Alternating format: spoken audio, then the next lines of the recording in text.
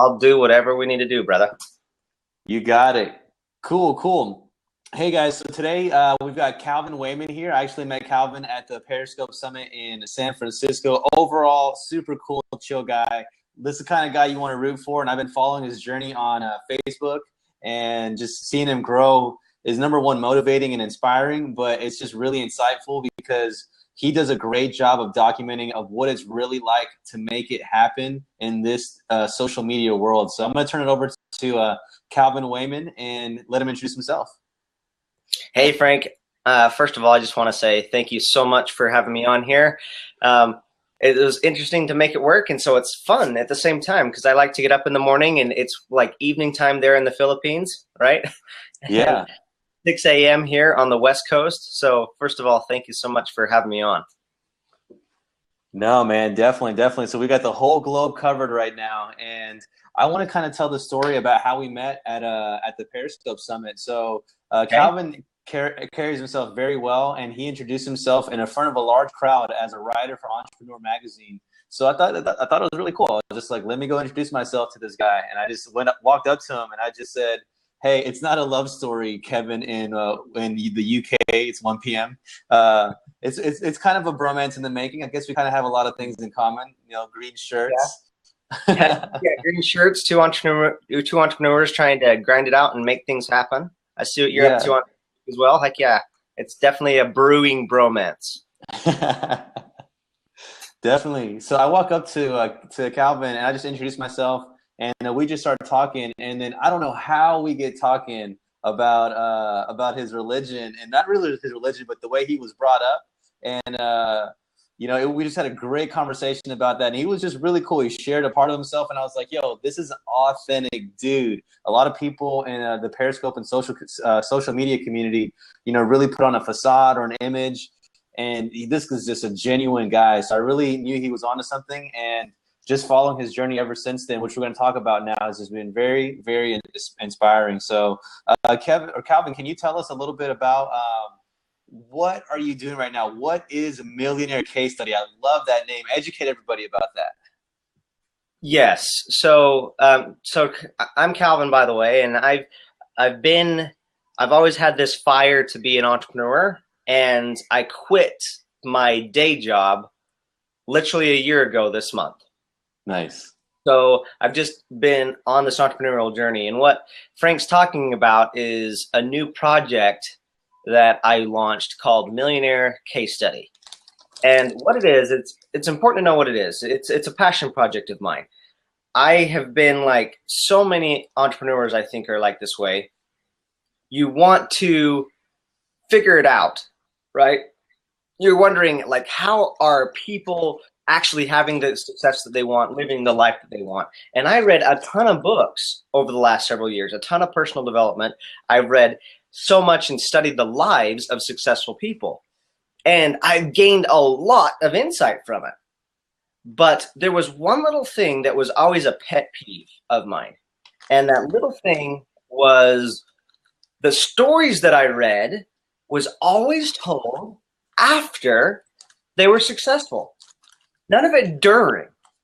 And what I started to notice is when stories are told after, it gets too compacted, or things get lost. And I kept getting frustrated, wondering, what am I missing in that translation, in the nuances? There's got to be stuff that's missing.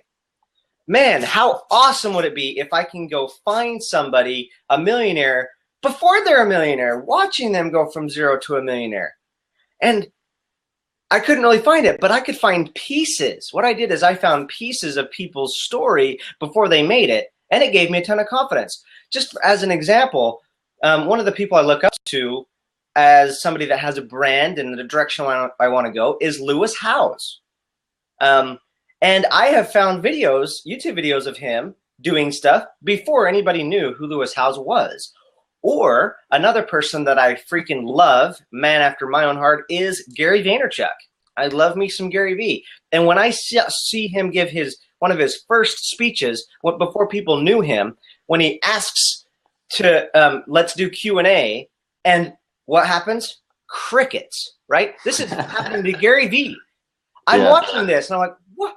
When I'm watching this stuff, it gave me so much confidence. And I'm like, this is what I want. I want to follow somebody and see what it's really like. Because the cool thing about studying successful people is you learn from them and it pulls you that direction. But I think the thing that's been tough for me, and it probably tough for a lot of people as entrepreneurs, is there's this gap. And it feels like that they're not even a real human being, or that they're different. And so all that you need to know is that's why I created the Millionaire Case Study. So I am the Millionaire Case Study. And what I'm doing is I'm documenting my journey in real time from 0 to $1 million. And so people might be asking, does this mean you're a millionaire? I'm not a millionaire right now. Not close. And that's just the point.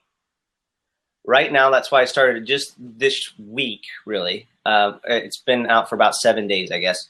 But I want it to be, this is something I've wanted to do for a while.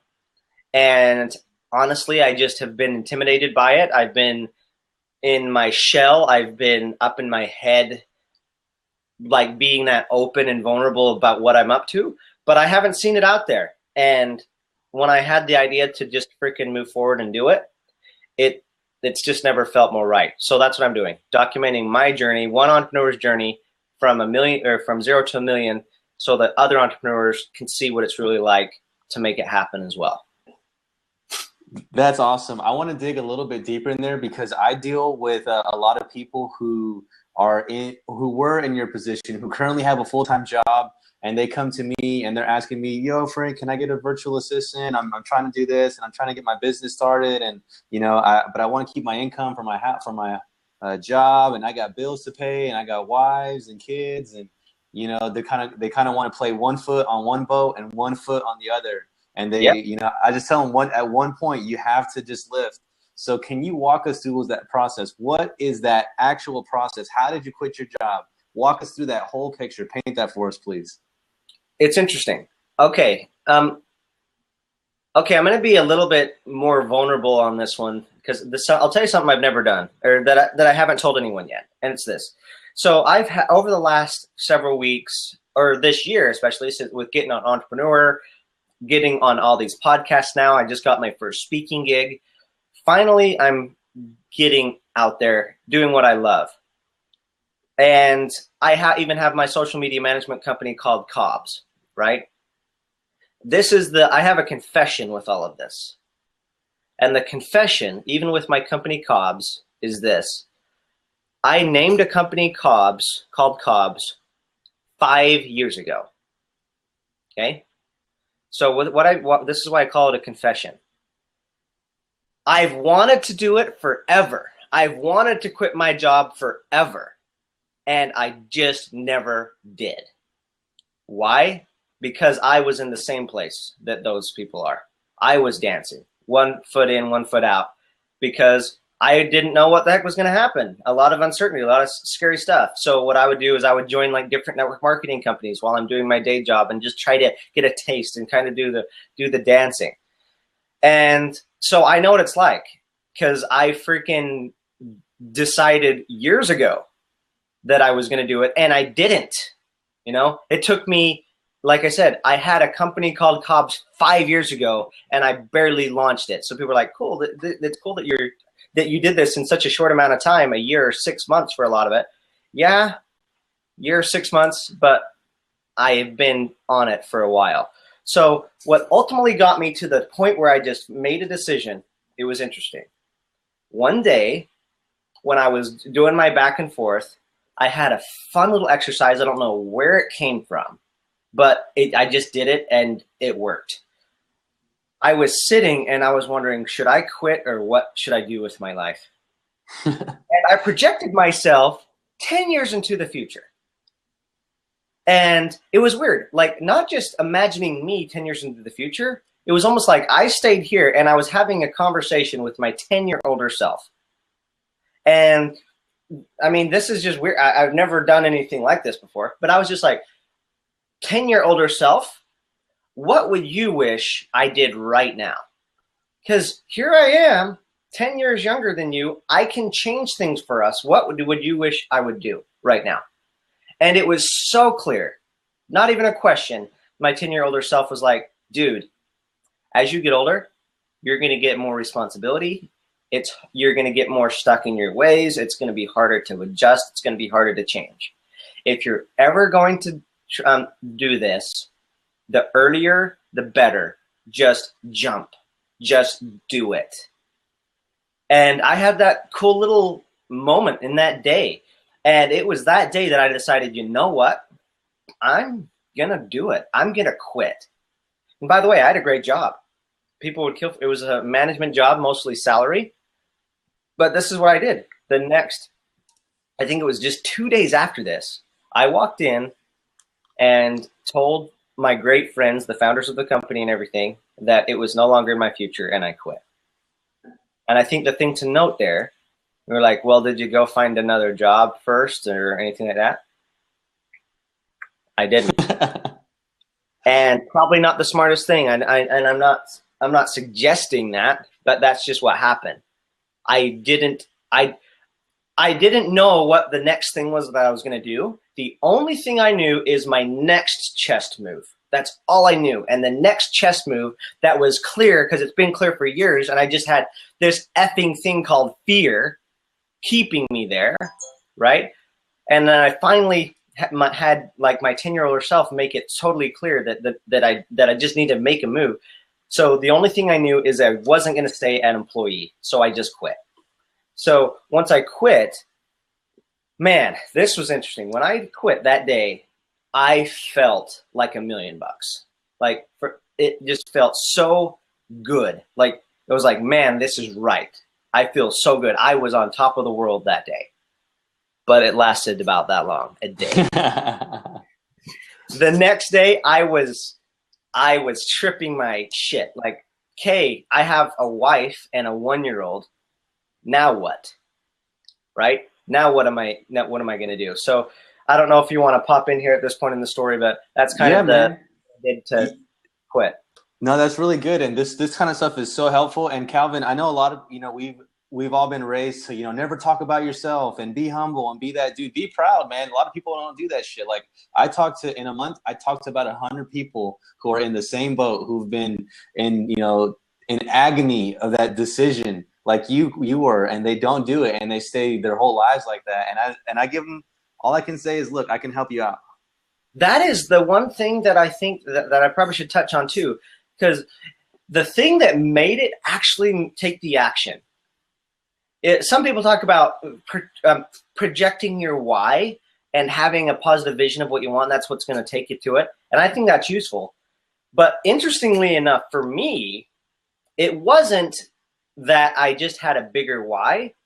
Instead, I had a bigger fear that came up that swallowed this littler fear of quitting. And this is what I mean.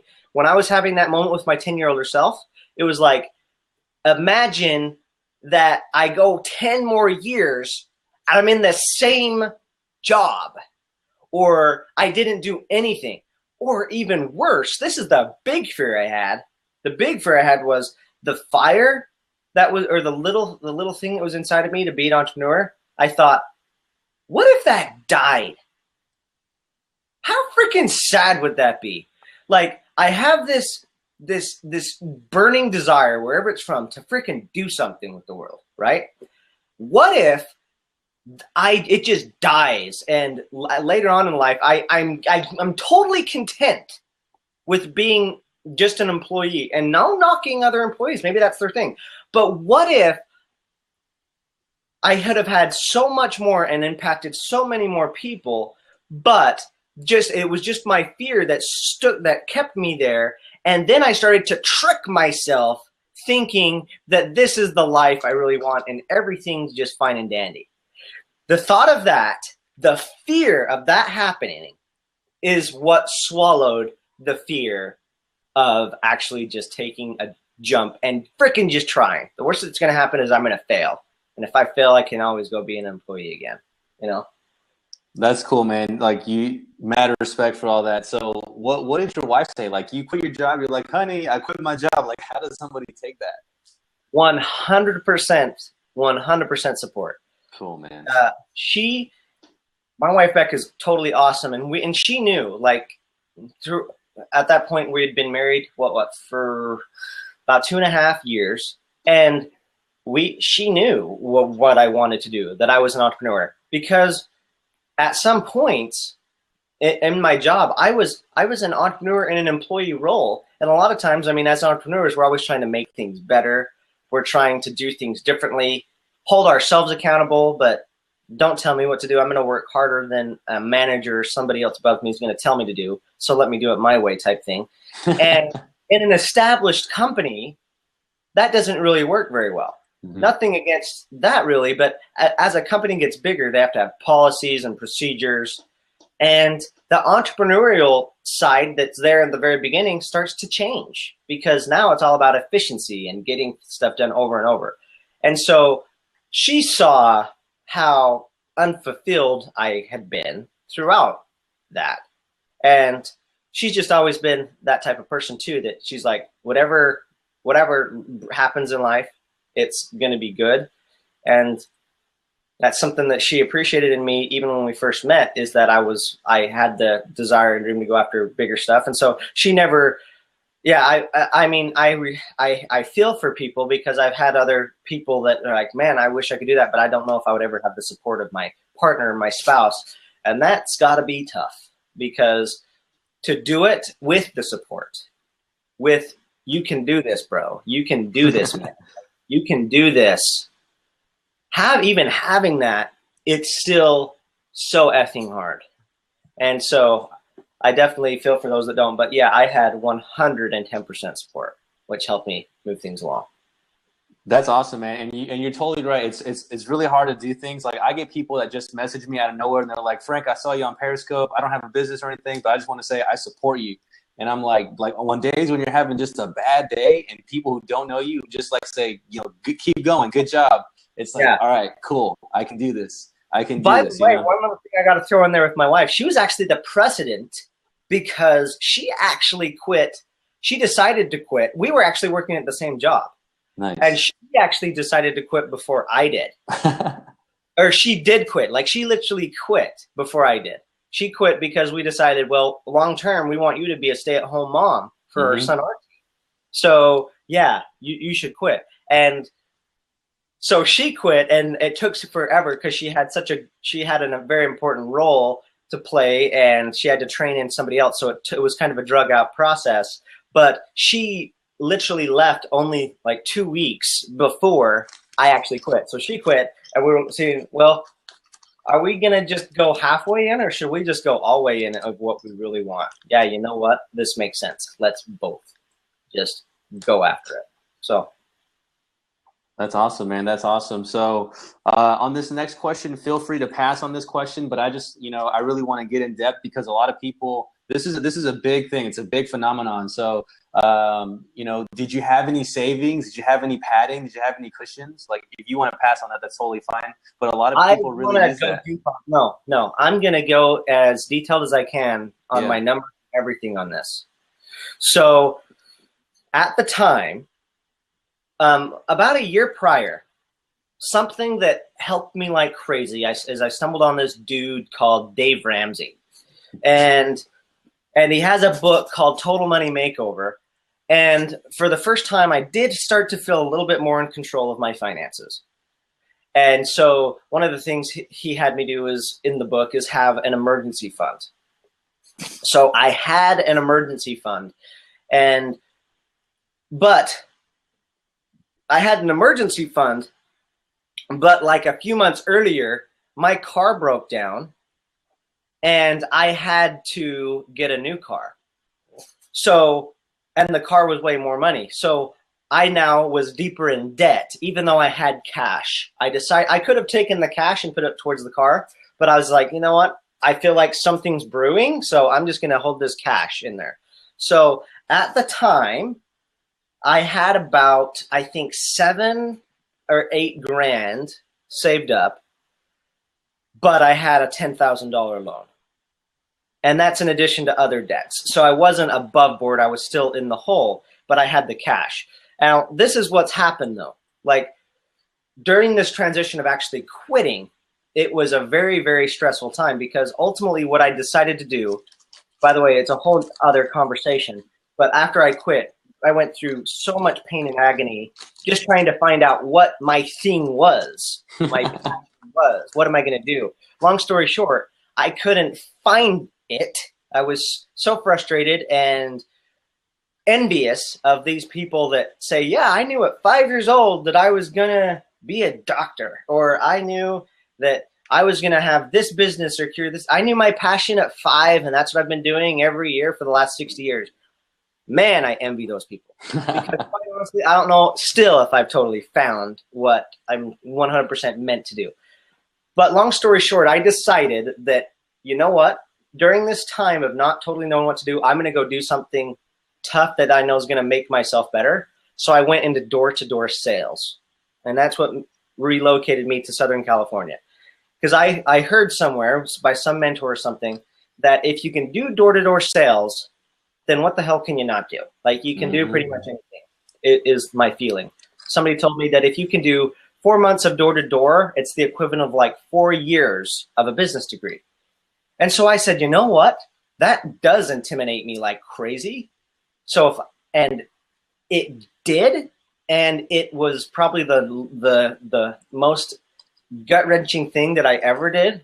More stories on door-to-door. I mean, we could do a whole episode just on door-to-door. We should. What'd you sell? Solar energy. Nice. Which for some people think, oh, and this is what I thought. I was like, so Southern California, solar energy, that's going to be easy. Right. But in my opinion, it's probably one of the hardest things you could sell in Southern California. Why? Because they had 15 other dudes that came to their house over the last month or so that tried to do the same thing. So it was pretty crazy. So I just barely lost my track. Where was I going with this? You were talking about how that's like 4 years of college, doing 4 months of that. Okay, we're going finances. Okay, so I quit. So when I quit, I moved to California, and now I'm doing this door-to-door thing, 100% commission. Yeah. And I had no guarantee of anything coming in. So I had that $7,000 or whatever saved up. But then it was during tax season. Ooh. I just got my taxes in, and I was hoping, sweet, maybe this will help to get a tax refund, because I've gotten tax refunds every single year. But then I get, actually, you owe $4,500. Ooh. So Sam. So I'm now getting deeper. My money is, so I was already in debt. I had more expenses in a car and stuff more than I did cash. And now the cash has even going away. And I don't have any income to pay rent and everything. So that's where I was financially when I started. It wasn't very fun. It was a very stressful time when all that just totally got wiped out with having the debt at the same time. I hear you, man. I hear you. Thanks for being very transparent, man. This is going to help a lot of people out. And you're going to look back on this and be like, man, you know how you sound? You're like, oh, no one asked Gary Vee any questions. Dude, one thing that I saw your speech when you're like, there's a really powerful tool in my pants. It's my phone or whatever, you know, dude, yeah. you got it, man. So like when you look back at a lot of these people and they kind of like, even Obama, like one of Obama's first speeches weren't really the best. When you look back at yours, you're going to be like, man, that was pretty damn good. I mean, you definitely got it going down. Do you do Toastmasters at all? I'm giving my last Toastmasters speech tomorrow. Nice. And I'm graduating. And in fact, I got to show something. And again, I'll do this. You can call this a humble brag or whatever. But I joined Toastmasters in November. Nice. And it was my first real experience of being in public, because I didn't know what I had. But I'd been doing sales, and I'd done phone sales for 6 years, and now I'm finally practicing it in public. By the way, something else you need to know: who I am now, totally different than when I first got into sales. I was so shy and so awkward. I actually still hold the record for the worst performance that a sales agent ever had. And it's so low at this company that you'd be fired if you got that low. But I did Toastmasters, And over the years of grinding it out, it seems to be working, because all of these Boom. Best speaker, most enthusiastic, best table topics. So I didn't know that how well it was, that it's working, but almost every time that I've gone, and if I didn't go over on my time on my speech, I won best speaker. So it's, yeah, I think there's something there. I think that's just a good omen, or a good clue, or a good direction that that's where I need to be going, because it seemed to be clicking. Definitely. Yeah. So I was a former president of my Toastmasters club, Austin Toastmasters. Did a sergeant at arms role, and then I finished my competent communicator manual within a year. And it sounds like you're finishing that, huh? Yeah, you got me, huh? I started at the end of November. Yeah. And I'm getting it done tomorrow. That's awesome, dude. Congratulations, man. That's a lot of commitment right there. So I got to commend you on that. I'm on a few advanced manuals, and keep going down that journey, because tomorrow I'm actually speaking at a university here in the Philippines. And even though that's not a paid one, it's actually opened up a lot of doors for the right people, investors, donors, sponsors, partnerships, and I'm getting new VAs for my business directly from the universities for free, you know? That's awesome. Yeah, I agree with Gary Vee when I've read some stuff on this, when he's like, what should you do when you start getting into speaking? And he's like, do as much as you can. Who cares if it's free? I just accepted my first official speaking gig, and it's a 2-hour speaking on social media, kind of similar to that speech that I pulled the phone out and said, the attention's in my pants. Yeah. My phone.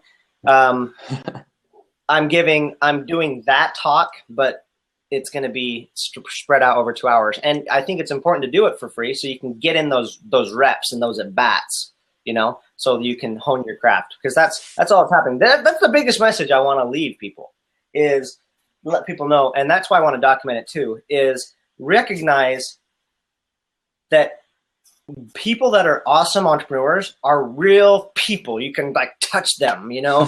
They're nothing special. I am a dude. I'm just a real dude, you know. That literally 5-6 years ago, when I read my first ever business book, Rich Dad Poor Dad, and he said, don't work to earn, work to learn, and any entrepreneur needs to know how to sell. And that's when I said, oh, I'm going to go learn how to sell. I was bad, worse than the average by far. I almost got fired in my first few weeks, and I was going to get fired, but I had a fun meeting with the founder that helped me not get fired. But I just tell that to people so that they know it doesn't matter where you are. You can draw a line in the sand and move a step forward. And that's what I've tried to learn and gain confidence from it with all of the successful entrepreneurs I see, is they're just real people. And you can find out what it is. You can reverse engineer kind of the things that they did, and you can take steps in that direction as well. Definitely, man. Definitely, absolutely. This is really great stuff. I'm finding a lot of cool things out about you. I'm liking you even more. My dude's a Toastmasters, went in the sales game. So I've been self-employed since I was 20 years old. I'm 28 now, and I've definitely got some stripes. And before that, my chops were definitely in sales. I sold in front of grocery. My first job was selling knockoff colognes in front of my neighborhood grocery store. And Nice. I had a real, like, you know, back in the day, all the old school players wore Aqua de Gio. And so I had a real one on there. And then I had a knockoff one. And so I would spray the real one and I would spray the knockoff one. And I'm like, can you guys tell the difference? And they're like, no. I was like, well, this one's 60 and then these 3 are 60. Which one do you want? And I would always sell the 3 at the 60 because they couldn't tell the difference. And that's when I realized, you know, how to stop people, how to like engage them, get their attention, how to build rapport very quickly, very, very quickly. That's such a huge tool. Like, get their attention, you know, have curiosity, and maybe find out what they want, and then bring it in. Like, it's a huge thing. I see people all the time, salespeople walking around where they're just like chasing after people, say, hey, smell this, you know. You got to have that curiosity and that attention first before you can really influence anyone. Definitely. So I want to take this now to your. So I just saw your last video, or at least the last video that I saw of yours, and you did a pre-sale of a product that you don't have, and you generated revenue of around a few $100s, which is fabulous. Congratulations! I'm very proud of you, man. Tell us about that whole thing. Okay, so throughout this process of wanting to create my own business, I'm going to even take it a step back, because on that video, I talk about the couple $100. But I had a goal. By the way, one thing I did is, again, being totally transparent. One thing that I did that helped, I think, so much over the last year is I decided that if I'm going to do this, if I want to be a millionaire, I need to be serious and invest in myself. And so I went to this event where there was this business coach that looked like a genius, and I totally resonated with him, and I still do. And he was offering his business coaching services, and I invested in it. And the most I had ever spent to go to an event was probably like $50 or $100 for a ticket. Okay. I never had done that. And at that event, when I moved here to California, when I was at my crazy point where I hadn't even had any guarantee for money coming in, because I'm doing door to door, I signed up to be his client, and it was a $20,000 investment. Wow. Biggest investment I ever done, but scarier than crap decision. And even that was in June. And now let's fast forward to August. I had still not made any money, and I have this $1,500 payment going on a credit card every month, and trying to get something out of this. So I was desperate to make something. So what happened, what you're talking about with making money, is I had never made any money on my own. I've been a salesperson, and I've made sales for other people, but I've never made something for myself, made a sale that was created by me. So the first dollar I ever made was through Periscope. Nice. And it was a $7 guide. It was just a $7 guide. And guess what? When I made that $7, I didn't even have the product created yet. Not even for that. So what I did is somebody that was in part of this coaching program, they knew how to do like the PayPal button stuff. Like I had no idea how it was. I didn't have a website, or I didn't know how to.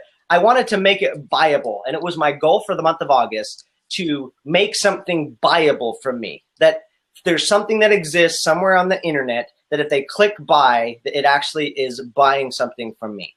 So this person in like 30 minutes helped me create this this pre-sale page thing through something called Gumroad, gumroad.com. You can create like pre-order packages stuff.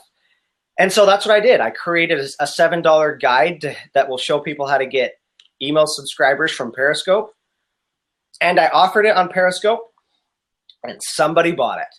Nice. That day was the first day I made my first dollar. And let me tell you, that $7 felt like $1 million. And then I went and did the same thing, what you're talking about in that other video. The next month, I was like, hey, now I want to take it to the next level. I've made several of these smaller sales. Now I want to make a bigger sale. And so then I offered a whole Periscope course that's showing people to go from zero to selling their products and getting email subscribers and all this stuff on Periscope. And for that, I just offered it to my Facebook, people that knew me on Facebook. And I did it just to see what would happen. And 2 people bought it. Nice. It's like, holy crap, before I even spent a second on creating it. And I just said, I'm working on this right now. It's going to be worth this much. If you get it right now, it's going to be worth, it's only $200 today. And 2 people bought it. And so now I was like, man, that makes it real. Like, I call it the pinch. The $7 was a pinch, because as entrepreneurs, we dream all the time of like this desire and wanting this life. And we wonder if the life is real or not, if it can actually happen. And that little $7 was a pinch for me to wake me up and say, no, this is real. This is real. Yeah, man. So that's great. So a lot of people don't know this about me.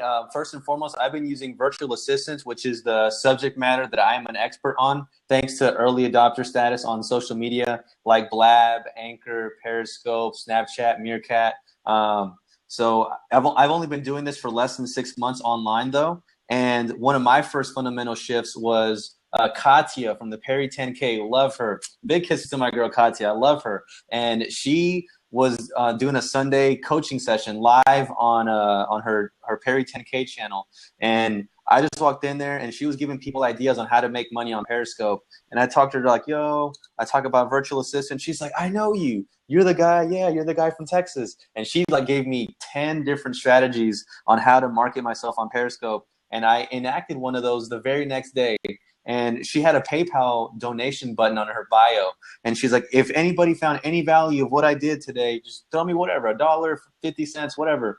And so I was like, all right, cool. So I threw her $10, whatever. Within 24 hours, I made $20. And then I just called her and I just said, hey, thanks, Katya. I got that money back. But it was funny how I invested in somebody else. And then the money just came back because I removed that barrier or being cheap or stingy with my money, and I was living in abundance, and it was just free flowing. And ever since then, it has been compounding. Today, I just had an invoice close for a few $1,000s on social media coaching with someone that I never met through a referral from an Anchor. So somebody followed me on Periscope. They heard me on Anchor. They referred me to one of their friends who happened to be sitting next to them who needed my service as they were both listening to my Anchor. And because I had the credibility on Periscope already, the person just signed up. They were like, I'm in. Boom. I freaking love those stories.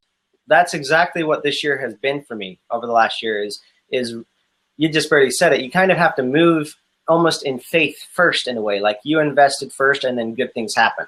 There's this awesome YouTube video that people should check out if they haven't seen it. It's from Steve Harvey. It's Steve Harvey Jump. Mm-hmm. And he's just talking to the crowd either before or after like a Family Feud. And it's like a short little 6-minute motivational speech type thing. I actually use that in one of my Toastmaster speeches. Awesome. It was one of the things that got best speaker, but it's a cool message that video has. And that it's just jump. You got to jump. You have a gift. You have a gift. Everybody's born with a gift, but you can stay on the cliff of life forever safe and never use it. But you've got to jump. And when you do, that gift opens. Your parachute that is represented as the gift, it opens up and you soar, you know? But he's also real in that video. I love it. He's like, but I'll be honest, the parachute does not open right away. Never You're gonna get tears. But eventually, it has to open. And when it does, that's when you start to soar. And it's just such a true message, and it's real. And I think that's why people say entrepreneurs need to be risky, or you need to have risk, whatever that is. I don't consider myself risky. But I think you just have to understand that that's just how it works. You have to be able to take a step forward first to let things happen. You have to get things in motion for luck to even happen. Like the story you just told me. A lot of cool things lined up to make that even possible. A lot of cool things lined up to make that happen. And it was a lot of work. Yeah, so I was just gonna say, but you taking those little actions, deciding to be on Periscope and always doing Periscopes, and deciding to jump on Anchor, this new audio platform for people that haven't seen it or heard of it before, deciding to do those things, and then also being part of the business that you're a part of and being in the virtual assistant world, that had to happen for this cool little thing that looks like luck happen, you know? Got to just keep taking those little actions. Definitely. And a big shout out to Dr. Akina Finch. If she wants to jump in and maybe jump in and kind of give us her perspective on her journey, I'd love for her to share. Big shout out to Grammy's Art and her too for joining us in support, and Kevin Arrow for supporting us a little bit earlier. I just wanted to give a shout out to our live studio audience. I view Periscope and Blab as kind of the green room, the cutting room floor. It's where you just push out your raw content and you get to get nuggets like we've exchanged today. The final product goes on YouTube, Instagram, Facebook, but here's where you catch it raw. So we've been dropping. We're in the green room for sure. We're in the green room right now, for real. So cool, man. So cool. So now you're working with some clients. I want to give the listeners a little bit of experience that I've got with Periscope. So my first month, I've started 13 businesses in my life. The fastest I've ever profited on a business has been 8 months until I started doing my virtual assistant business in October of 2015 through Periscope, 100% through Periscope. No other anything, just Periscope. I was very profitable that month. And from the next month, I was very profitable. The month after that, I was a little too profitable, which, most people don't know what that's like. Yeah. So here's what that was like. So I was doing a bunch of promotions and I was getting a bunch of sales in. And I remember waking up and I remember, oh, hey, we just sold, a few hundred hours of virtual assistant services. Oh, hey, we just sold 2,000 hours of your virtual assistant service. Like, oh, this is great. This is phenomenal. And then I wake up and like, oh, we just sold 4,000 of virtual assistant services. We don't have enough people to really service this. And so we're like, okay, cool. But we didn't do anything about it. We're like, oh, this is great. This is great. We didn't do anything about it. We just kind of kept a little button up there. And the more and more people were just buying and buying and buying and buying. And it was just like, oh crap. So we had to take it down. People were asking us for what happened to your VA services? When can we get more? And so I had to put people on the wait list. For 2 months, I had to stop taking new clients. I had to reorganize my whole infrastructure for my business. And I was not ready. Like it literally was almost too much of a good thing. It was literally this close to crushing my business. And this is why. So I had all this work piled up. I had to scale very quickly to service that, but it was done very poorly. And I realized that I'm not the operations guy of my business. I need to bring someone else in. I'm the sales and marketing guy. And I had to learn that. You got to do what you're doing. Outsource that. Absolutely. So I got operations guy. We got caught up, and now we have some really cool things. We're actually through Periscope, through Blab, and through Anchor. We are in talks with 5 different VA firms here in the Philippines, and we're discussing partnership and sponsorship opportunities. So I'm just going to generate the business and bring it in through them, and I'm showing them the power of social media. I'm showing them the power of bringing that business in. But for 2 months, my life was like this. I couldn't bring in any new business, and I couldn't service the clients that I had. So for me, and I'm sure you're gonna resonate with this. For me, being stagnant and in stalemate mode was literally driving me insane. It was torture. I couldn't deal with it. I couldn't. And you know what? I think that experience probably helped you grow. It probably made you a man. So that's good stuff. And I haven't had that problem yet, but I totally agree with my Uncle G, Grant Cardone. And he's like, one of the things that you got to do is the problem is not that you don't want to not have problems. He's like, that's what average people do.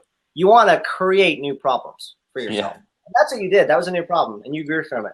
And I'm saying this totally honestly. I want to experience that problem. I want to experience that I have way too much business, and I have to figure out what the shit am I going to do. And that I have to hire more people to get them service. I want that problem. So may that problem happen soon over the next few weeks. It will. No, that's cool. And you know what? Stuff like that makes me think about it in a great perspective, because for me at the time, it was honestly one of the most difficult things that I ever had to do. Yeah. I can totally imagine. It probably feels weird, like more like I would imagine that it would feel even worse kind of than not having any, like not having business, because when you're not having business, you see what you got to do. But in that situation, you're like, what did I get myself into? Like, what did I do? Like just trying to bury or pull yourself out of it. Yeah, I can see it. So I used to box, and the best way I could describe it, it's like you were winning a fight, but the judges were scoring for the other guy the whole time. It was just like, really? Did you ever dream about that? Like you're just dominating somebody and then they're winning? Like, yeah, that would be a little frustrating. Actually, when it comes to boxing, every time I dream about boxing, I have a restraint and I'm not able to punch in my boxing. It's just really weird. It's a nightmare, actually. I'm just getting beat up. Hey, Frank Clark Coach just said, be careful what you wish for. Too much business can be overwhelming. I get it. And I mean that. And I'm not saying that it's not going to be that I just want it, and I'm not being ignorant when I make that. I really want to put myself in that tough spot to force myself to take the next big chess move. I want to have that problem. So. Definitely, man. Definitely. So you got your first working clients. I'm following your journey. Where is it from here? So you got your first crew, your first setup. What's taking it to the next level from here? What's that look like? I have a lot of things kind of in the hopper right now. So right now it's all about more customer acquisition with my my social media management business. So just for people that don't know, I founded a social media management company. And here's my buddy Elvis calling in. Awesome. But with the social media management service, what I do is every entrepreneur or business owner knows that they need to be on social media. But especially when they're new, kind of like you kind of alluded to, they're stuck, or they either don't have enough time, or they don't know how to do it. So what I do is I manage the social media for them. So that's my big core business right now, is getting that blown up even more, getting more clients. But then I also have my Periscope course. So you talked about how to make money on Periscope. So I have my course, the Periscope Pro. I'm in the middle of a big relaunch of it, working with a partner to have like upsells, downsells, to go from like the download to actually getting new clients, through doing strategy calls, doing the tip jar method that I call it, where you put your PayPal link in there to donate, like things like that. So it's a really in-depth process if anybody wants to know how to use Periscope. But then I'm also just trying to like become known. Like Grant Cardone says, the big thing that kills business is not that you don't have a good business. It's not that you have a horrible product or that you're a bad person. That's not what kills your business. What kills your business for the most part is obscurity, right? People just don't know what you're up to or who you are. So what I'm doing right now is I'm getting on a ton of podcasts. I've been, as you mentioned, been featured in entrepreneur.com and now the Huffington Post. I want to get in Forbes and Inc., like just different things, and get on. And then the next stage is, I guess pun intended, my next stage is I want to get into speaking more, like more of a speaking role on stages. I've officially started my book. That's another thing that I just decided to do this year. I've always had just in the back of my mind, just like I've always had in the back of my mind to be an entrepreneur. I've like, someday I'm going to write a book. Well, I just decided that it needs to be today. The someday needs to just be this year. So I'm in the middle of writing my first book. It's called Fish Out of Water. It's a book on how to get yourself to do things that feel weird and unnatural. It's going to be a book pretty much dedicated primarily for entrepreneurs, but anybody that wants to make a better life, but knows that there's these, you got to go past this part where it just feels weird. Especially for people that do New Year's resolutions, they start working out, then they feel this weird point, and then they quit. So it's to help people push through that. So a lot of things, and then I'm also moving from Southern California to Northern Arizona, to a really teeny small town, to just take the next step in forcing myself to grow. I'm doing something that doesn't make a lot of sense to a lot of people, but just like it didn't make a lot of sense to leave what I was used to and come do door to door, the hardest thing ever. I did that to learn. And I want to have a business that works 100% remotely. It doesn't matter where I live. I just want to be able to do it if I have a cell phone and an internet connection. So I'm moving to a small town to make myself have to figure it out. That's all I'm going to have. No business connections around. I have an internet connection and a cell phone, and so I'm just going to have to figure it out. So I'm moving next week to start that journey. That's awesome, man. That's awesome, dude. Yeah, I spent the last 3 months in a third world country. All I have is my cell phone and a Wi-Fi every now and then. And I've been meeting more people. I got more clients in Australia now because of the time zone and my Periscope reach, my Blab reach, my Anchor reach. I'm hitting all the Australians, South Africans, people in the UK. I already got a good fan base back in the United States. So I'm just kind of working it and still staying in contact with people. Yeah, that is just, I freaking love the hustle. Like going and living there, being from the United States. I mean, you lived in Texas for how many years? My whole life, or not my whole life, but over 20 years. Yeah, pretty much your whole life, over 20 years, and then jumping out and going to a foreign country, like that's just awesome. Yeah, and so you know what's funny is when I walk into these virtual assistant firms, as I'm trying to find sponsors and partnerships with them, and we're trying to work it out. They all ask me, they're like, "Is this your first time to the Philippines?" And I'm like, "Yeah." And then the second question they ask is, "How are you a virtual assistant expert to the Philippines if this is your first time?" Kind of like in a very condescending tone. And I kind of put it right back on. I'm like, "Dude, I'm an early adopter. I mean, you just can't beat it. Like I would like imagine being on Facebook in 2004. Imagine being on Twitter in 2007. Like that's just what I do." You are preaching like a thing that's what got me on Periscope. That's what I talk about in my Periscope course. I was like, that's what made me jump on Periscope was the thought of how cool would it be if you could get on Facebook when it first came out or Twitter and you could have rode that wave, you know? Mm-hmm. And my whole thought process was, and it's still true right now, that's what's happening right now with Anchor and Periscope. You can't go back in time, but you can jump on Periscope right now and ride that wave up. And so that's why I created my course, is to help entrepreneurs that want to do that want to ride the wave and just jump in and know exactly how to use it and take advantage of it right away.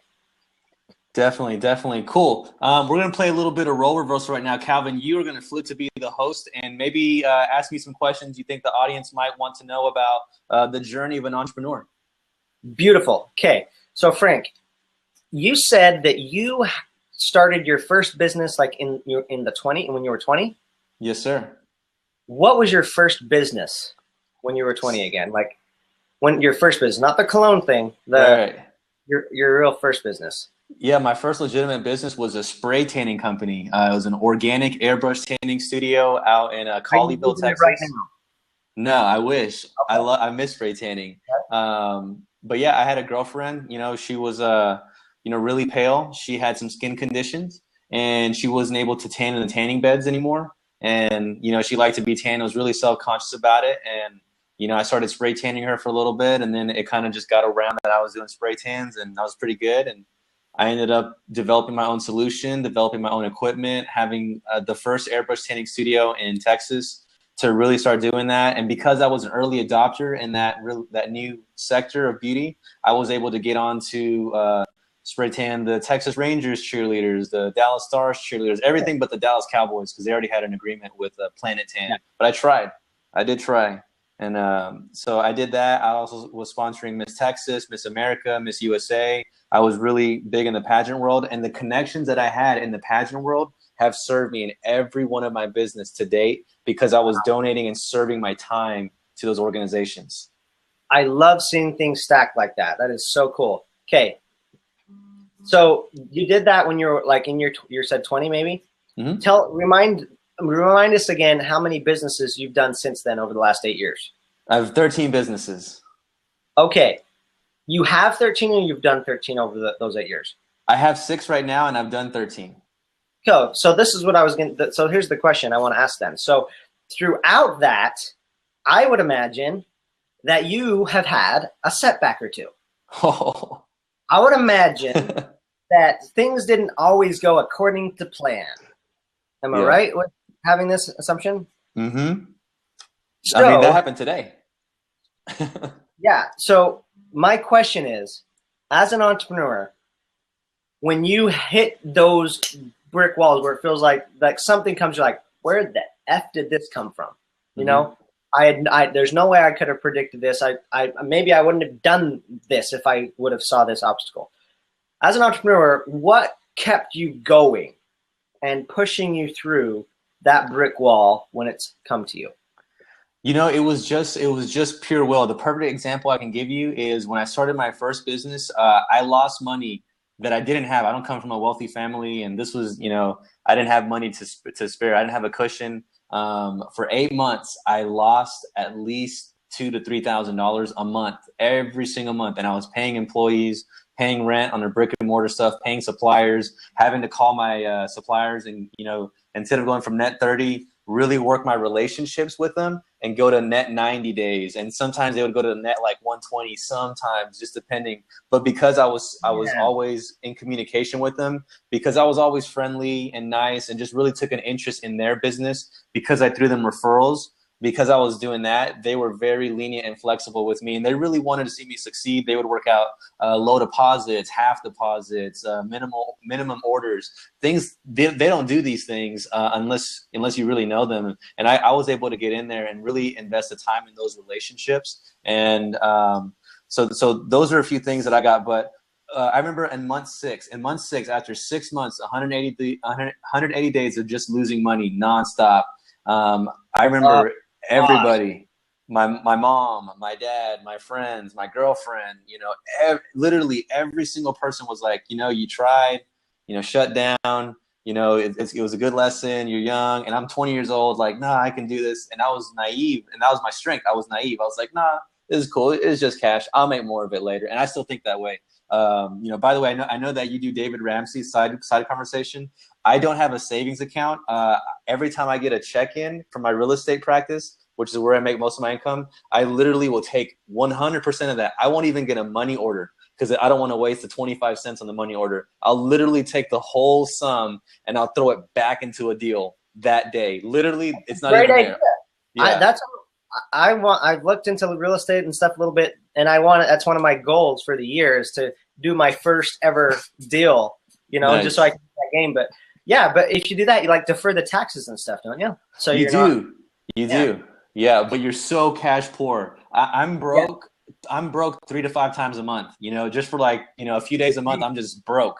I don't just have any money. just like Robert Kiyosaki says in Rich Dad Poor Dad, there's a difference between being poor and being broke. Right. Broke is temporary, poor is permanent. Right. So I think that's one. Yeah. So I think what you're talking about is I think I'm not surprised, I guess, why you're an entrepreneur. You have that resilience that I've had to develop, that it didn't come naturally. And I think that something that keeps a lot of entrepreneurs stuck in employee roles is having that resiliency. Like, how do you, like you said, pure will and everything, and you're broke sometimes, but that feeling of uncertainty is like gut wrenching for a lot of people. It's fun. That's what I was going to say. Like, what makes you have the will to keep moving? So it's like this. I describe the game of entrepreneurship like Tetris. If you're playing Tetris and you're at the bottom level and things are going easy, it's not fun. You want to mess it up, man. You want to get it in there, and that's when it's fun, man. I hate after a business is successful, like, oh, we just had another 6-figure month. Whoop-de-doo. Where's the problems, man? Where's the challenges? Let's sell this company. Let's get rid of it. You are a purebred. I love it. Hey guys, how are you? Great. We got Frank Clark jumping in here. What up, Frank? What's going on? How are you guys, man? Nice to see you. Hey, yeah, dude, tell us about yourself. I'm a serial entrepreneur. I've started multiple companies. My first company was a medical device company. It's now publicly traded on the NASDAQ here in the States. Raised $50 million for that company. I'm now a real estate developer. I'm working with partners to build a sports complex in Westchester County, half an hour north of New York City. I started a not-for-profit that feeds families in need at Thanksgiving, and 501c3. And I'm also running a startup conference here on Blab. Yeah, dude, man. That's so unreal. You're part of the people that, like, in my vision of sight, like, I just love stories like that you're ahead of the game. It's like that's somebody I can follow that's doing awesome stuff. So I keep busy. So I love what you're saying here about, when things get easy, it's just like, man, where's the challenge? It's like, you get complacent, right? Things are going smooth, things are going along. And, you miss the juice, right? You miss the creative juice, that you miss the opportunity to like grow and expand. That's like where all the juice comes from, where the adrenaline comes from. It's just like, man, I got to do this, I got to do that. If you're just like cruising along, it's I like to say it's like, people sell their companies to retire. It's like, if you're 30, 40, 50, sell your company, retire. What are you going to do? Play golf for the rest of your life? I mean, it's great if you're a professional golfer, but if you're an entrepreneur, man, it ain't going to cut it. Mm-hmm. You got to be doing something. You got to be creating something. You got to be adding value to the world. That's where we get our our energy from, right? Right. So this is interesting. So Calvin's just getting started on his journey, and then I've been in the game for 8 years, kind of learning as I go, and I've got some experiences and shots, but I'm nowhere where I want to be. And you just kind of come in, you're like, yo, I got this, I got this, I got this. So we both want to be where you are. How do we go from our levels to your levels? What kind of wisdom can you impart upon us, sir? I mean, you're doing it now, right? You'll always be networking, always be learning, always be growing. When I was starting out on my journey, one of the best books I ever read was Harvey McKay's How to Swim with the Sharks Without Being Eaten Alive. And he just really stressed the importance of building a network, building, a group of people that you can call on, like-minded people from different walks of life. And what that makes possible for you is virtually anything. I mean, nothing becomes impossible, because if you know the right people, or know the right people who can get to the right people for you, like 6 degrees of separation, you can make anything happen. I mean, I started my company in my 20s, knowing nothing. I was working as an analyst on Wall Street, so I had some skills and some knowledge. I'd worked as a programmer doing financial forecasting, so I knew about finance and stuff. But about running a company, starting a business, making it succeed, I didn't know anything. So I didn't have any mentors I could turn to, so I turned to books. And I became a voracious reader and started reading everything I get my hands on, just like you're talking about. Reading Kiyosaki was your first book or whatever. That's fantastic. Great place to start. But don't stop there. Keep going, okay? There's so much to learn. That was the beginning, because part of that journey is I never read because I couldn't read. I couldn't keep attention. But I got into audio. That was the first audio book. But totally agree. I get it. Swimming with the Sharks is on my book list. But long story short, that's one of the keys. Like, if anybody else is watching this, totally love what you said. I didn't know where to turn to, but I've heard that mentors are important. Absolutely. So I went to them.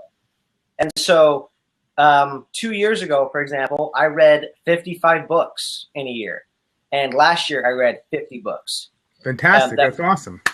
Kudos. And it's not really not anything to applaud, but it's something that I think people can take as a tool to show you that if you don't have mentors or you don't know where to go to yet, you have that access. Exactly. And for me, I couldn't pay attention really reading a physical book. So I got into audio just so I could say I finished a book. And while I did that, I learned this cool thing about me, which was I remember better, interestingly enough, through audiobook than if I'm reading it anyway.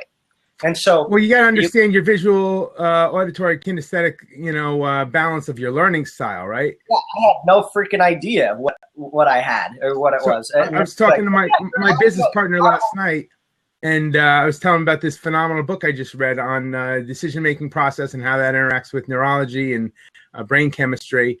And he's like, you know what? If it were a documentary, I'd watch it, but I can't. I'm like, you know what?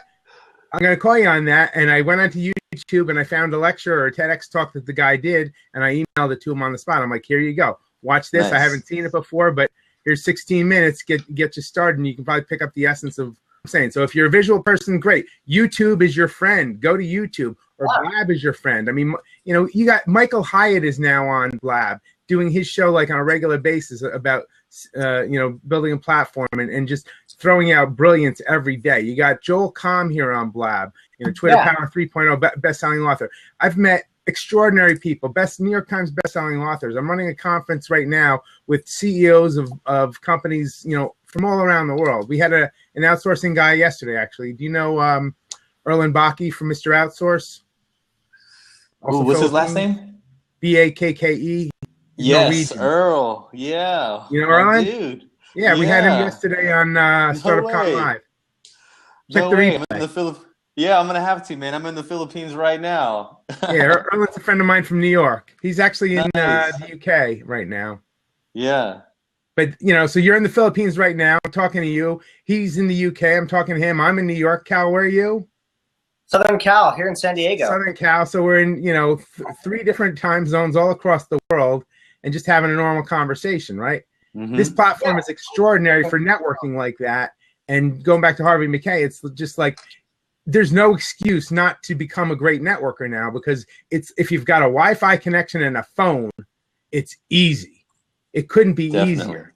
I mean, when I was starting out 25, 30 years ago, none of this technology existed. Networking meant you had to find out, you had to like subscribe to some sort of a trade journal or read the New York Times or the Wall Street Journal, find out where events were happening or join, industry groups, and then wait to get like a piece of physical mail. I think us young bucks take it for granted. Like, yeah, when you started, the internet wasn't available. Like, yeah, I mean, the internet was available, but not but like what I mean was it wasn't usable like it is today. You know? Yeah. And the masses weren't on it, you know? Yeah, I mean, I've had email since I started my first job or going back to college, but it was email like within the within the university or email within the company. So it was a very different world. And then fast forward a few years, and then we had CompuServe, right? And you dialed into bulletin boards, and you could upload, a letter or something like that. It was a very different world. So now there's no excuse. It's so easy to network. It's so easy to meet people. I mean, if you don't have the skills, great, outsource it. Get yourself a virtual assistant. Get yourself somebody who's going to build your websites. Get somebody who's going to build your sales funnel. Okay, get somebody who's good with operations. Build a team. Find the people who are going to make it happen for you, and then grow. And if the team's not working, you got to be prepared to adjust, right? Have you guys read Good to Great, Jim Collins? Oh, yes. Yeah, that's on my short list. That's on my short.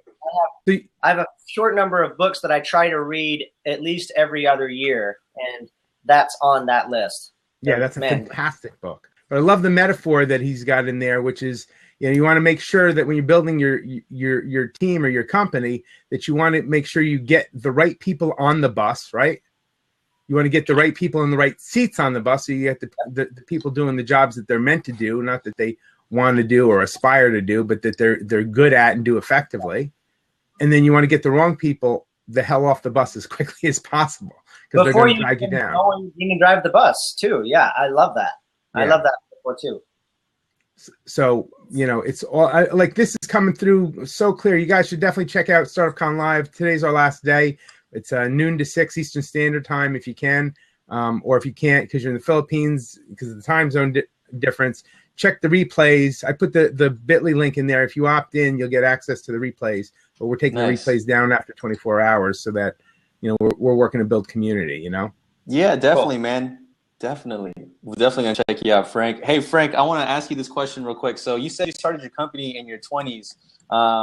What was the one thing, maybe not that one thing, but what was the moment where you're like, not necessarily I've made it financially, but you've made it entrepreneurially. You now had options as a business owner. You were, as a business, versatile and agile and mobile. God, I don't know if there's a moment. It was like, we were making it up as we went along. I didn't know what I was doing, right? I had no clue what I was getting myself into. And I tackled something that was impossible. I mean, not just impossible as like a starting out business, but impossible in like every imaginable way. So just a quick backstory. First of all, we were working with scientists from former Soviet Union. The Soviet Union had just collapsed, 1990. This is about 1993 timeframe, right? Damn. So we were communicating with them through emails, but it was very limited communication. The web wasn't in existence as it is today. So we had very limited communication with them. Our partners are in Moscow, right? The technologies, we didn't know how to, patent anything or anything. So we're figuring that part out, right? The industries that we were going into were like multi-billion-dollar industries where we had no connections, knew nobody. And then ultimately, the technology that we picked, that we opted to commercialize, was probably the most challenging one to get to market.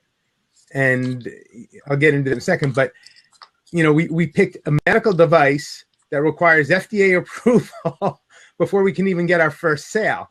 And also beyond FDA approval, we had to get reimbursement. So just to show how incredibly difficult that is. They still don't have FDA approval today. They just got CE mark approval in Europe about 4 or 5 years ago, and they're in FDA trials in the U.S. They pivoted. I left there about 10, 12 years ago now, but they pivoted, and the challenge that we initially went over was already impossible, which was we were going after chronic dialysis patients. So that market is one that's notorious for poor reimbursement. The government won't reimburse because that's already such a tremendous burden. I don't want to bore you with the details on that. As if that wasn't bad enough, now what they're going after is a market that everybody in the medical community considers impossible. It's like the one uncurable thing that nobody will ever crack. They've cracked it, but convincing people that it's done is taking a lot of time and energy and effort and data, right?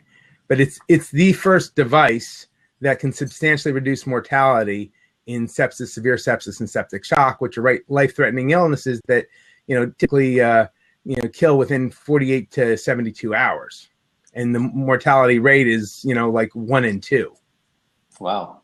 So it's this is people who are like in the ICU, they're crashing, the physicians don't know what to do, and they're probably going to die, or if your medical intervention at that point is to pray. And what this device does is it rapidly sweeps out cytokines and other inflammatory mediators and brings the body and the immune system back into homeostasis, so the organ systems can recover and start to bring the person back to life. Great, man. So, that's great stuff. 100 impossible challenges all at once. So you just went after it. What I learned from that, and I had no background in I had a background in Wall Street, but I had never raised money before, really. Yeah. But what I learned from that, so I had to raise money doing business with Russians that were in another time zone, going after some. What I learned is you keep making it up and you keep putting one foot in front of the other, and you learn what you got to learn. You meet the people that you've got to meet, and you just make it up as you go along. And that's such a key that I think discovered as an entrepreneur over the last year that I think is so important for other entrepreneurs to know is there's no really such thing as having like a long-term plan. You want to have a long-term vision. Yeah. Have a direction. You even want to have a long-term plan, but we make plans and God laughs, right? But it's a long-term plan. The long-term plan in a chess game is to win, right? Exactly. But you don't know exactly what move you're going to do until somebody else makes a chess move, right? So I love what Gary Vaynerchuk says about this is be in it for a long game, 15, 20 years. But like you just said, you have to move as you go along. You got to just take what is the right next step. And sometimes you have to just guess that next step is. You got to make it up as you go along, and don't be afraid to make a mistake. Right. Because when you make those mistakes, you're going to learn from them. Yeah, I just think that's super key because some people think that they should stay put until they see all of the staircase or all the steps. No, you just gotta say, I love the line from the Rush song, if you choose not to decide, you still have made a choice, right? Right. 100%. So that just resonates with me big time to just whatever that next right step is, that's what you got to do.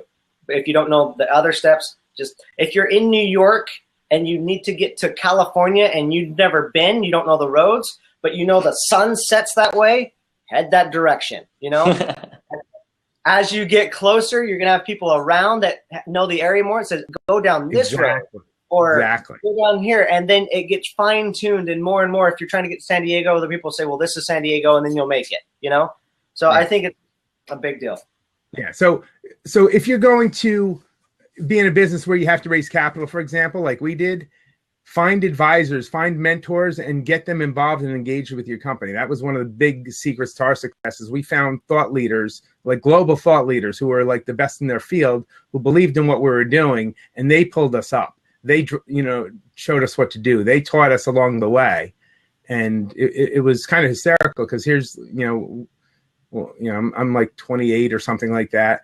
And I'm sitting in the office of one of the top guys in the field of nephrology. And he's trying to explain, we explain to him what we have or what we think we have. And he's trying to say, okay, well, here's what you need to do to prove it. You gotta be able to remove beta 2 microglobulin. I'm like, beta what? So, I had no biology background. I had no medical background. My partner had even less. That's awesome. This is cool.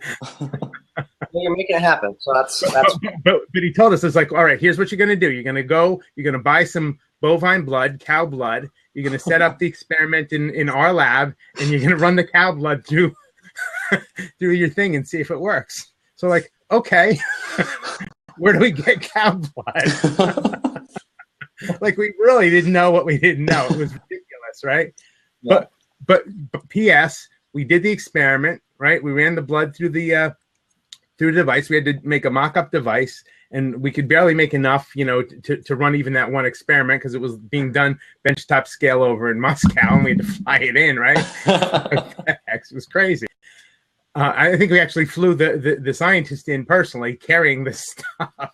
Oh my God, that's awesome! Then we did the experiment, right? We get the results back, and we call them up and like, well, yeah, it looks like we removed it. We got and by the way, I'll just set it up. Like the benchmark for the industry, like the best high flux membranes dialyzers were removing about 10% of this molecule, beta 2 microglobulin, and it was considered a marker molecule for other bad stuff you want to remove, right? So 10% was the benchmark. We didn't even know that. Yeah, nice. So we go to him with the results, and he's like, well, what kind of removal rates do you get? And I'm like, oh, we got like 97, 99%. Is that good? Wow. He about fell out of his chair. That's awesome, man. Well, I'll be totally so cool. honest. I have no idea the field or anything that you're in, but I just know that you're an entrepreneur, and you're talking about exactly what I've seen other people do, and that is, this is the direction you want to go, and then just figuring out what the next thing is and learning stuff along the way.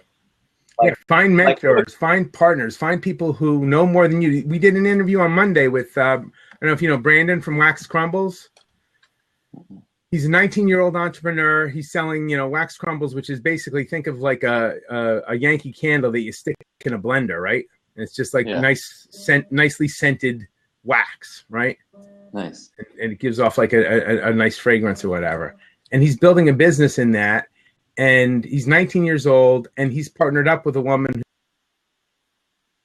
who's, I don't know if she's in her 40s or 50s, but she was in that business and sold her first company for $50 million. And now they have a show together here on Blab, and she's mentoring him, but she's bringing him along. She believes in him, and she wants to help him give back and so forth. So there's people out there who can help you, who can mentor you, but you got to go looking for them. They're not going to come looking for you, right? And those could be people you already know, but you just didn't know that they've got those skills, right? Could be people in your community through a networking group, a chamber of commerce, or a Rotary Club. It could be through your attorney or your accountant or another advisor, right?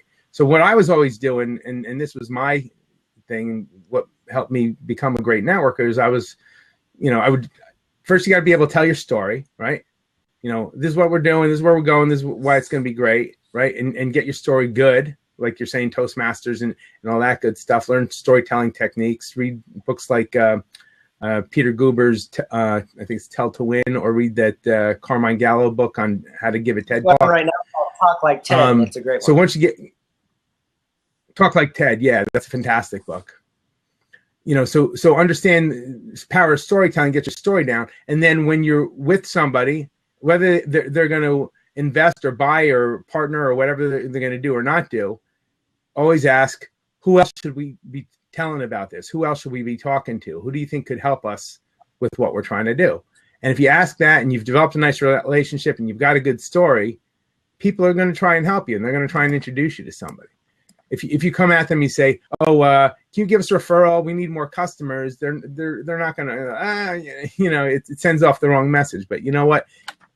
If you're coming through them with forthright, you're a good storyteller. They like your story. They believe in what you're doing. They're like, you know what? Who else should we be talking to? How else do we get this done? Do you know anybody who we should talk to about investment or about sales or about operations? We need an injection molder. We need an engineer. We need a programmer. Who should we be talking to about that? And people will help you, but you got to ask. That's phenomenal, Frank. That's phenomenal. So for me, a little. My biggest thing is this year, I'm 28 years old, 8 years in the entrepreneur game. And this is the first year that I'm mentally open to partnerships, to doing whatever. I just realized at 28, I've done well, but nowhere near where I want to be. And I realized that I need to do exactly what you just said, surround myself by those right people. And what's funny is because I've killed my ego, or, you know, helped me with that, and just been more open, the second I made that shift, bam, bam, bam, bam, bam, bam, people have been popping up left and right, helping me out like crazy. By the way, random question. Exactly. You're 28. When's your birthday? July 27th. Okay, man, when you mentioned 28 at the beginning of the blab, and I was like, oh, cool. So you're a year older than me, but then I'm 28 too. I totally forgot. Yeah. So you're just a few months ahead of me. I'm Nice. in November. So cool. Nice. Well, I'm just a few years ahead of you guys. Hey, that's awesome. Going after it. I told you a lot. So how old are you? So you got out in 93, so that would make you what? 48, 45, 43. That was 52. 52. 52? Wow. Yeah, Nice. You're aging well. that wrinkle. Thank whatever. you. Yeah. Clean living. So that's another great point, though, about, like, I learned this early on. I read one of the books that was transformative for me was Tony Robbins' Unlimited Power. No. Have you guys read that book? Fantastic. No, I haven't. No? I will. Read that book. So chapter 10 in that book, he talks about energy. So you guys were talking about resilience earlier, and you need to be resilient as an entrepreneur, because you're going to hit walls and you're going to hit problems. You got to be able to bounce back from that. So in order to bounce back from that, you need a lot of energy, right? So how do you optimize and maximize your energy, right? We had a whole session yesterday where we got into a discussion on sleep and the proper amount of sleep for overall health, well-being and wellness, et cetera.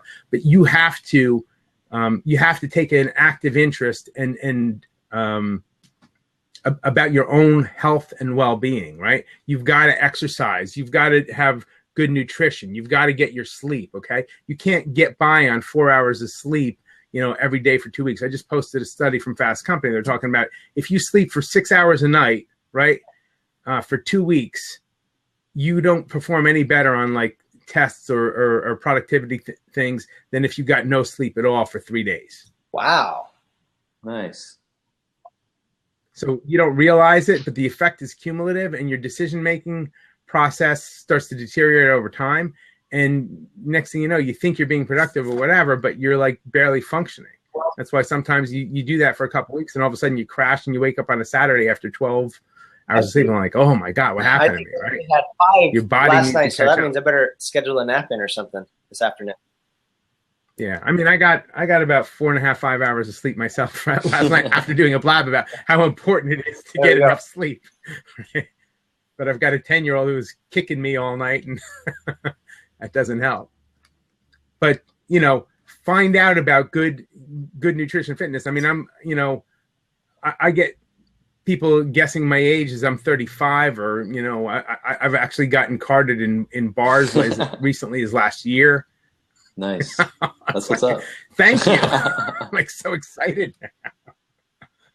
But if you're not taking care of yourself, if you're not taking care of your fitness, your nutrition, your sleep, things like meditating to clear your mind, to help you focus better, then how are you going to be able to take care of your customers, your employees, your investors, if you're not even taking care of yourself, right? It's like the plane metaphor. You want to put the oxygen mask over your own mouth and nose first so you can help your child or other people around you. If you're not breathing, how are you going to help somebody else? Right? Exercise, get sleep, eat right. Frank, don't mean to, makes a difference. Frank Salas, don't mean to push this, but I have another call coming in about 7 minutes. So yeah, definitely. All right, no worries. I'm usually on a Jonathan Tripp's blab in the mornings at 10 Eastern time, so you can typically find me there. I usually pop in there. So I'm going to pop over there now. Cool, guys. But great meeting you guys. Great talking to you. I hope you'll be able to check out StartupCon Live today. Today's the last day. This is our second conference. So you see the logo above me. I'll post the link again if anybody else wants to check it out. Yeah, please do. It's bit.ly/StartupCon2. And Frank, you just came in and stole the show, man. And how can people follow you? Sorry, dude. How can people follow you? I see entrepreneur in the title, and I'm like, ooh, entrepreneur. It's like better than a squirrel. Yeah, right? So where can we find you, Frank? All right, so I'll catch up with you guys again. How can we follow you? How can people find you or follow you? Oh, so go on to if you click on my Twitter and follow me on Twitter, you can also click on my website, frankclarkcoaching.com, opt in, and I'll send you 7 videos of entrepreneurs, CEOs, best-selling authors, content about sales, marketing, negotiation, all that great stuff. I'm building a mastermind group for entrepreneurs. So I'm going to be launching that next month, and maybe you guys can be a part of that. Cool. Nice, man. Yes. Yeah, definitely would love to be connected. I'm also going to reach out to you on Twitter, maybe try to get an intro to your boy in the Philippines. Yeah, Erland. I'll set you up with Erland. He's a good guy. He's, man. He's in the UK right now, but he's I'm sure looking for partnerships too. And you never know, if you guys resonate and connect, maybe you can do something bigger together. But I'll send what I'll do is I'll send you the blab here. You know what? Let me grab it right now. It's going to be taken down at the end of the day today, so you're gonna have to watch it or opt in so you can have longer access. But it was all about outsourcing to the Philippines, so right up your alley. Nice. Yeah, exactly. I'm so excited. So, Calvin, I want to say thank you, man, for really sharing your journey, dude. You're so motivating, man. I root for you every day. Every time I see your videos, I always watch them. I know I always send you a message, and it's really because I'm really rooting for you, and I know you can do big things. And just keep staying on this path, man. You're going down the right path. Hey, I appreciate it. That's what I'm after. So, yeah. Get great Wi-Fi wherever you go. It makes a huge difference. Yeah, I made sure. I'm going to have, fiber optic internet speed or whatever, really good internet where I'm moving to. So that's going to be awesome. So, hey, Frank, thank you so much for having me on. I'm going to bounce out. So I appreciate it. And we're definitely going to stay in touch. And absolutely. Follow me on Twitter, DM me, and I'll get back to you. Okay. All right. Both of you, Franks. Frank's time too. We'll be in touch. All right. Goodbye, guys. I'll check out now. Nice seeing you. All right. See you, dudes. Peace out. Later.